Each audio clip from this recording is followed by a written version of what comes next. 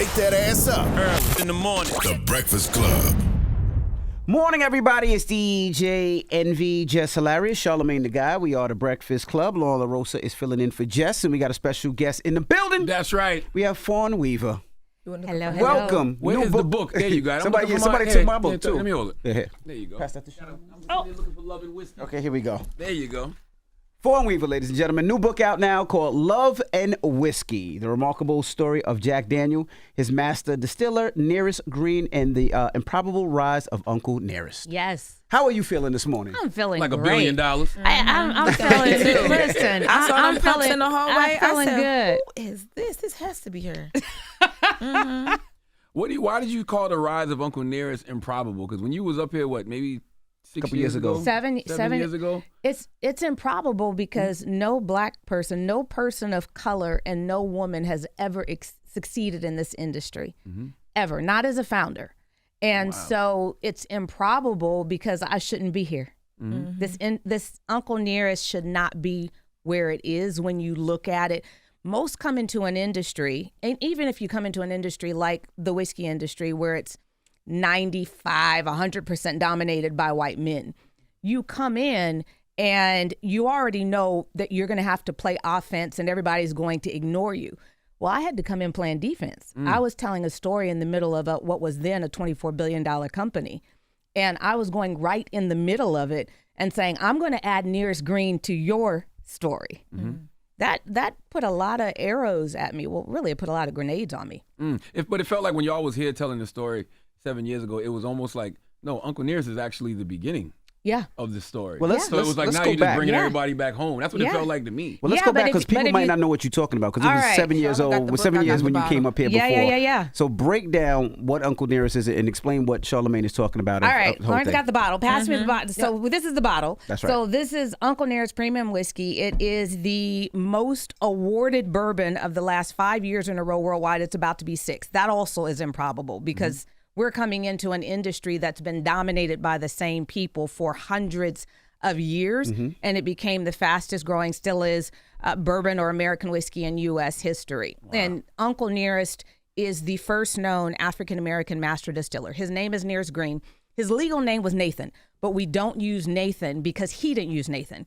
Any document on him that he was involved in post-slavery, he didn't use Nathan, which it was very common if you were given a name that after you were free, if you didn't like the name, you changed the name. So he went by Nearest. His kids called him Nearest. His grandkids called him Nearest.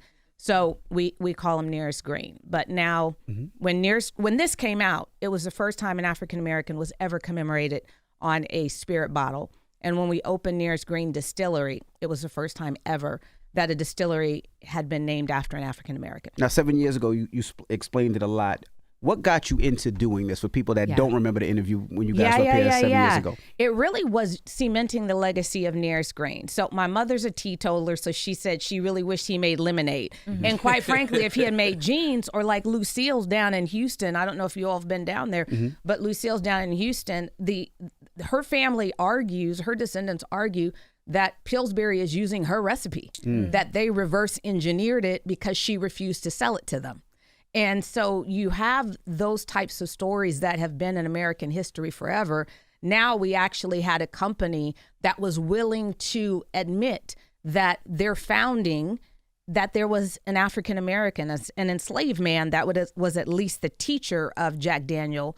And then after that after he was free, became the first master distiller. Can you break down the whole Jack Daniels of it all? 'Cause Absolutely. Everybody knows Jack Daniels. Yeah, right? Could you break down like why he's so Yeah. intricate to this story too? Because Nearest Green was the teacher of Jack Daniel. He was the teacher. He was the mentor. Before this story came out, before I did the research and brought the researchers together, Jack Daniels, the company, didn't realize that distillery number 7 ever existed. Their records only went back so far. And so they're looking at it and looking at their distillery number. I said, no, you got to take that back. Old number 7 was the actual distillery, and Nearest Green is the only known master distiller for distillery number 7.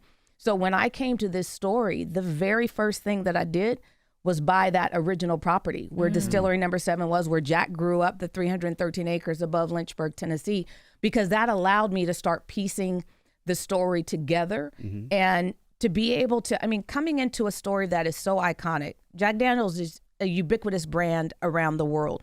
And I was coming in and saying, not only was an African American there at the beginning of it, but Jack treated him fairly.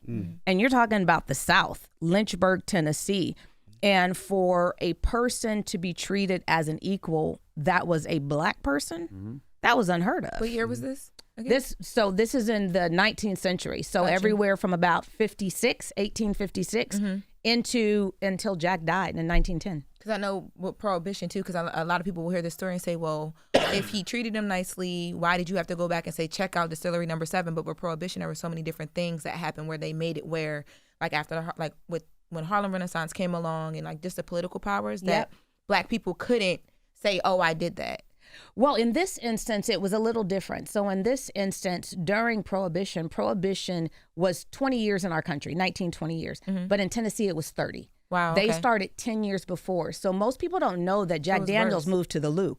Jack Daniels was in St. Louis for 10 years. Got you. And leading up to Prohibition. So on the other side of Prohibition, it reopens, but it's in so much trouble. Jack's nephew is in trouble. So they eventually had to sell it to another company. It's under that company's watch. Got you. That the story disappeared. But under Jack and his descendants, they made sure. So when you look at this photo, the reason why I started this book with this photo is Jack Daniel didn't just put a black man to his right in 1904. He ceded the entire center position of the photo to the black man. So that was Jack's way of saying, America's going to try to write you out. I'm not going to allow him to. Wow. And then his biography written in 1967, height of the Civil Rights era, and you have Nearest and his boys mentioned more times than Jack and Jack's own family. Wow. And so you knew that Jack wanted us to know not only was he here at the beginning, don't ever forget it. And so that's the reason why the story mattered to me. If this was another one of the stories where African Americans were done wrong and we were like pushed to the side, this story would have had no interest to me. We have enough of those stories. Yeah. What interested me about this story is I felt as though it was a story that we may have been treated right. And I wanted to prove it if it was true. Because if we don't have any hope, like if every story we hear, we don't have anything to go toward, if every single story lacks hope, then we just walk around here thinking, well, it's always been terrible. It's always going to be terrible. But if every generation we can find those glimmers of hope that move us forward, then we know where we're going. What got you into spirits? Nearest Green. So cementing his legacy. Originally book, movie, right? Super simple. But if I were to, well, you all in this room, you might know, but if I go in and I have a room and I have 1,000 people in that room and I'm talking to them and I say, how many people saw Hidden Figures? 99% of the room, hands up, right? Absolutely. If I said, name for me the 3 women who were the Hidden Figures played by Taraji P. Henson, Octavia Spencer, and Janelle Monáe. I could do Mae Jameson. You are the first person to ever, why? Because my daughter wants to be an astronaut. Okay, so that's we got why. so much May stuff around now. That's why. Charlamagne can never be counted in these stories because he always has this wealth of information but in a room like that, nobody can ever name. So we all walk into a movie theater and we walk out remembering the same people we knew before we went in. And so if we wanted to make sure that this story 100 years from now, someone wasn't having to uncover it again, then we had to do what Johnny Walker, Jim Beam, and Jack Daniel. Why do we all know who those people are? Because we're watching them. Every time we go into a bar, we see their name. Right. I mean, that's how I feel about Uncle Nearest now, because I'm walking through the airport and I see big Uncle Nearest signs, and I'm just like, oh, wow. Yeah. I wanted to ask you, like, the fastest growing whiskey in history, U.S. history, right? You've been named on the Forbes list as the richest self-made woman in America for 2024. Absolutely. Uncle Nearest has a $1.1 billion valuation. Yeah. What do you contribute to success to? Because, you know, we live in this era of everybody want to be an entrepreneur, everybody want to be a boss. You actually did it in a very successful way. Yeah. What do you contribute to success? I contributed to one real simple thing, God. That's right. So a lot of people, they want to write God out of the story of alcohol because during Prohibition, the temperance movement decided to tell people that the Bible said that alcohol was wrong. Right. Bible never says it. Right. I would love to go toe to toe with any pastor that claims it. There is not a single scripture that ever says it. What it talks about is drunkenness. right? So everything in moderation, including alcohol. But the foundation of this company, the foundation of Uncle Nearest, it's God. It is doing what we believe we were purposed to do, which is cement the legacy of Nearest Green, but also to show how you can how our group, women and people of color, can come into an industry that has always locked us out and not only open the door, but open the door for everyone to come right behind us. When we came into the industry in 2017, the entire industry, about 90% of the alcohol, 6 spirit conglomerates. They run everything. Diageo, LVMH, Bacardi. Every time y'all have an alcohol in it, it's mostly one of those. Well, there were no women. It was every single one of them, founded by, owned by, led by white men when we came in.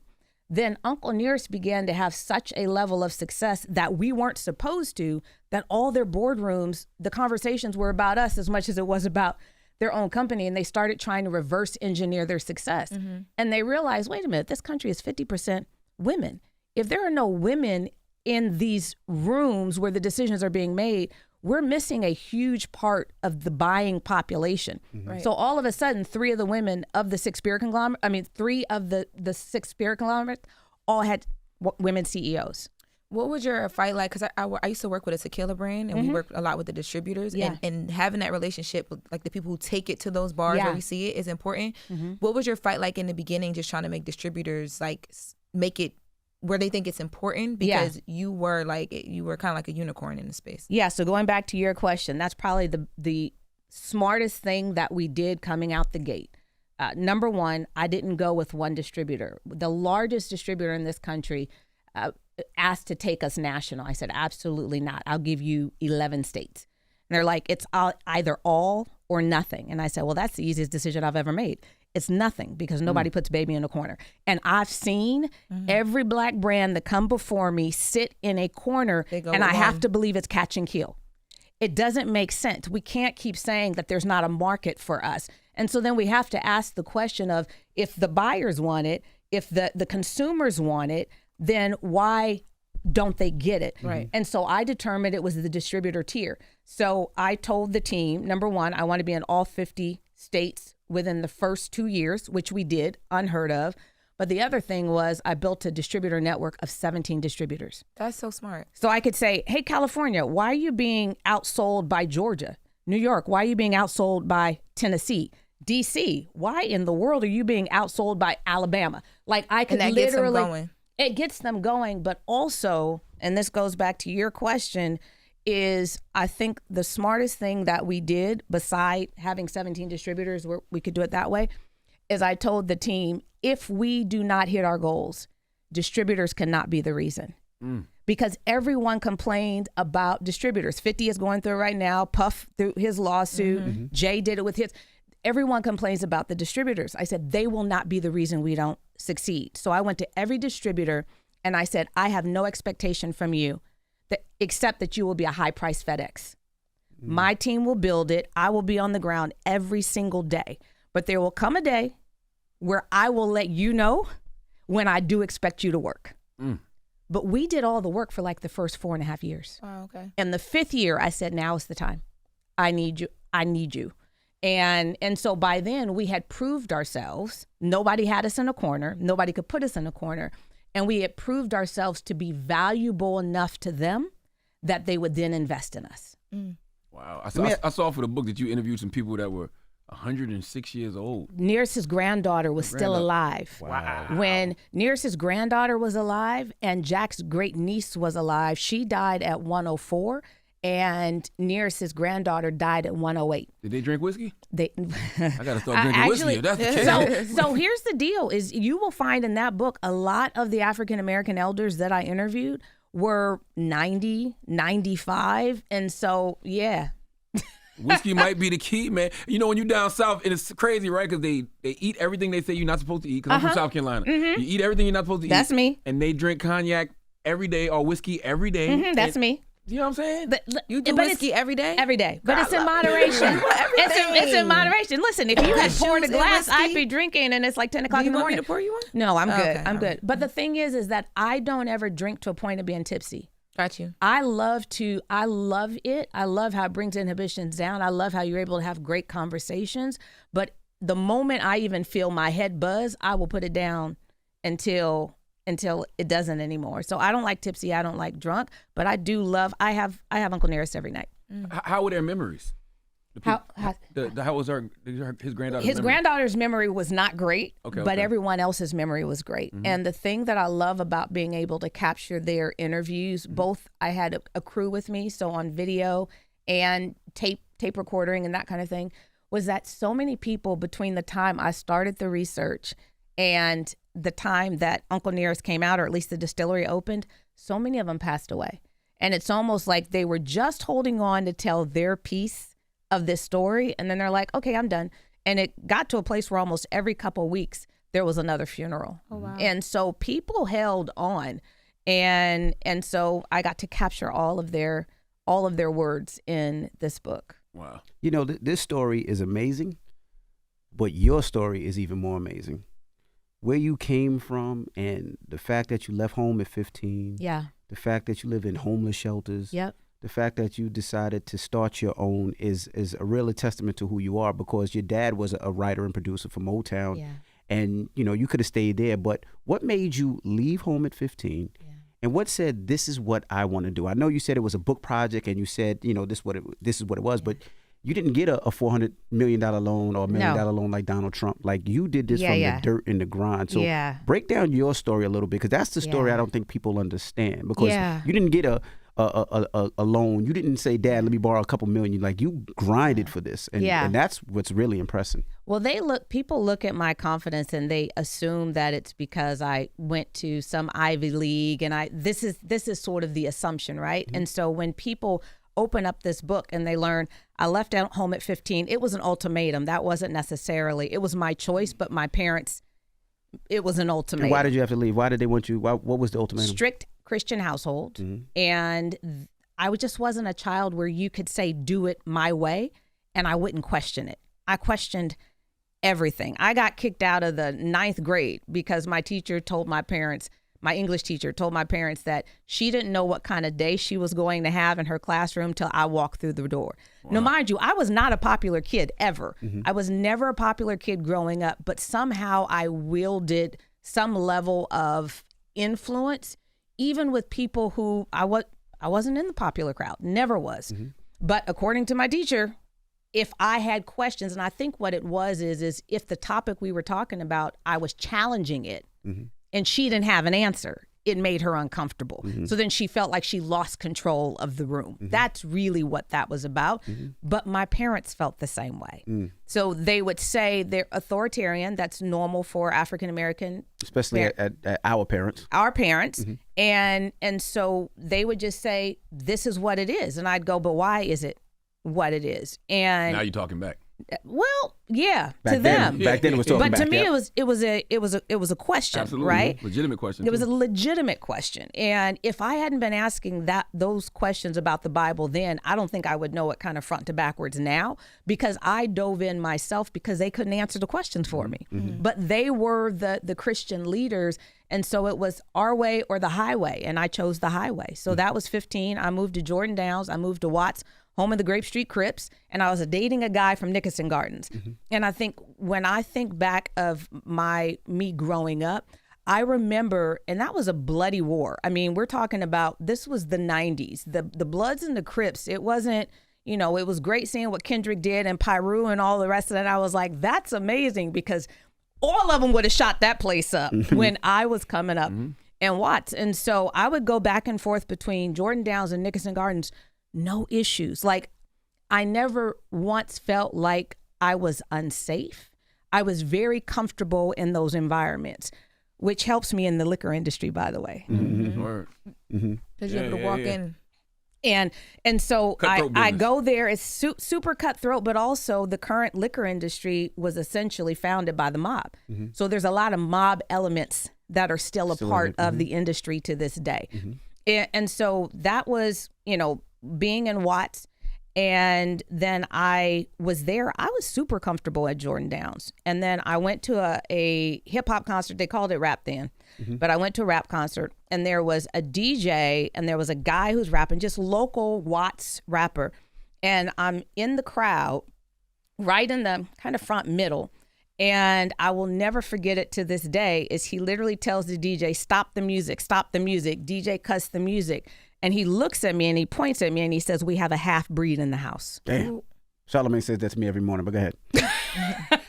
Yeah, I've seen all the light skin jokes. There's so many of them. Half breed. It's half breed. I might bring that back though. No. Don't bring back the half breed. Do not bring back the half breed on my account. Sorry, guys. But for the first time, when all those eyes turned to me, I felt unsafe.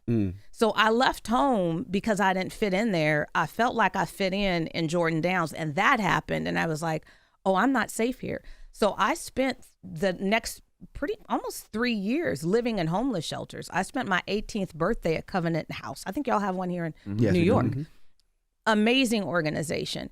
But that was my kind of my upbringing. The thing that's great about Covenant House is you'd go out, you work. I had 4 jobs, and you give them your paychecks, and it goes into an escrow account. And when you had a certain amount of money, you use that money, you go and get your own place. So Covenant House allowed me to build the foundation of being able to live on my own. And once I was able to do that, it was kind of off to the races.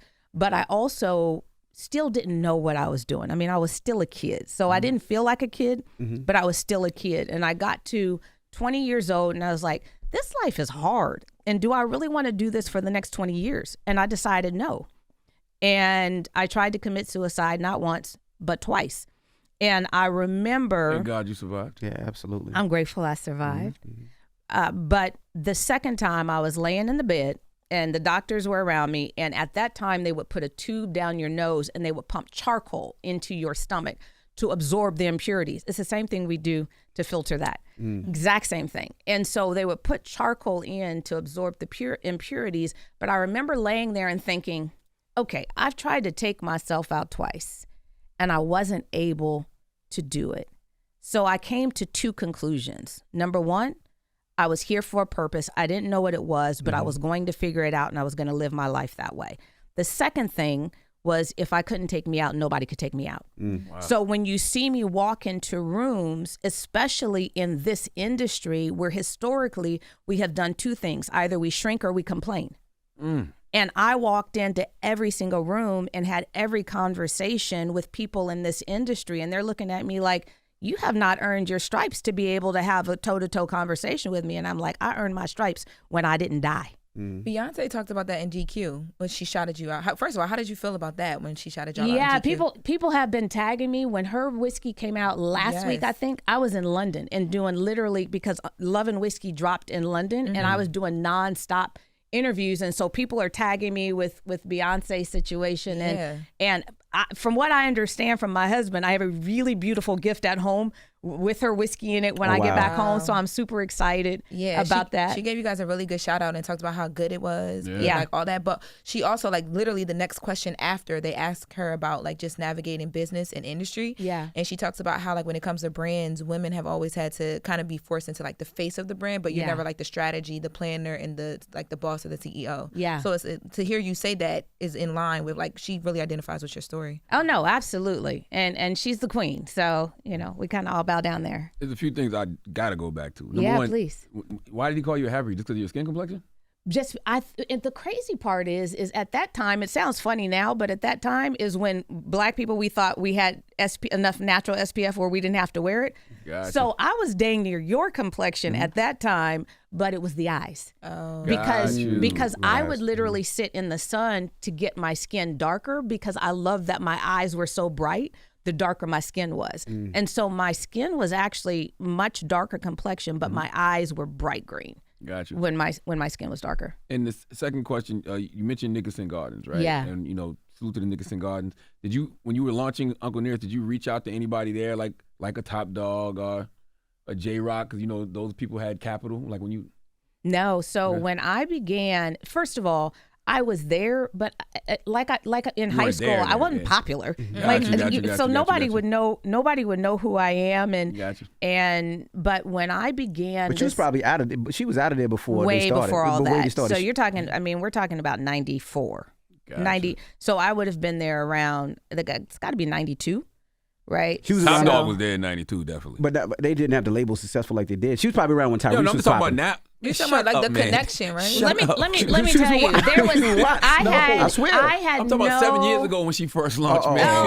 No, But but she was. I wouldn't have known. I literally. Got you. But I can tell you this: for my Seed series, every black person I pitched turned it down. For Series A, every black person except for I only have one, Devin Johnson, which is Mav and LeBron's COO. Mm-hmm. Yeah, only person, only black person. Series B, I think maybe I picked up maybe one or two, but unfortunately for us, we tend not to believe in us, and so we won't invest in us until we've already succeeded. See movement. And one of the most frustrating things for me is the only reason I even have African-American investors in Uncle Nearest is in one of the series, I gave us a 2-month head start. Get through all the paperwork. Look at before I opened it up to everybody else. It's the only, and I'm so grateful I have incredible investors that I was able to go to them and say, listen, y'all are white. And I actually want my community to also make money off of this. So do you mind standing down on this next investor round and allowing them? So they had such a head start, still didn't take the majority of the round. Wow. I wish you thought we had money back then. I know, right? Came up here 7 years ago. 7 years ago, right? Yeah, we had a little bit. We could have thought it. Do you think that people didn't invest because they didn't believe, or at the time, quote unquote, whiskey wasn't as popular? Oh no, whiskey was at its height when this came out. So it wasn't whiskey. It was that you have a woman in an industry in which never succeeded, a black person in an industry in which never succeeded, not as founder and CEO. And then you have a person who knew nothing about this industry that was about to go toe to toe with a $24 billion heavyweight in the industry. And so it was such a huge risk. But also, I think that a lot of times we just don't believe in us. Yeah. So if I had had this exact same story, had this exact same brand, my business plan was 50 pages deep. The SWOT analysis was no joke. I think if that had landed on desks and it wasn't a black woman, there's a really good shot that black people would have invested. And that's the crazy part. But because we're so new to business, we're so new to succeeding in business. And because we're first generation money. And so we feel more comfortable in the things we can see in our garage than we do in a portfolio that is completely on paper. I always say a lot of times we look at, I don't want to say low hanging fruit, but a lot of times we invest in what we can see, right? You always see people invest in. You see whiskey everywhere. Yeah, but Crown Royal is whiskey. But you don't understand it. And I wanted to Crown ask, Royal ain't really whiskey. Let's talk about that. That is vodka that is colored and flavored. Is it? You think it's because Ask me, has it sat in a barrel? Is it because it's so saturated now, like it's everywhere, that it did it start out as a whiskey? Like what are you talking about? Crown Royal? Yeah, I don't know. Oh, okay, I can tell you what it is now. Oh, okay, is we drinking flavored and colored vodka is what we're having right now. Those in that purple bag. Have any of these celebrities, especially the ones that you named earlier, reached out to you for advice because you've conquered, you're working, you put your foot in these people's asses where they're having a bunch of problems, whether it's a Diddy back then, or a Jay, or a 50, or a Kevin Hart, or everybody else that has their own liquor, Snoop. Has anybody ever reached out to you for advice or help?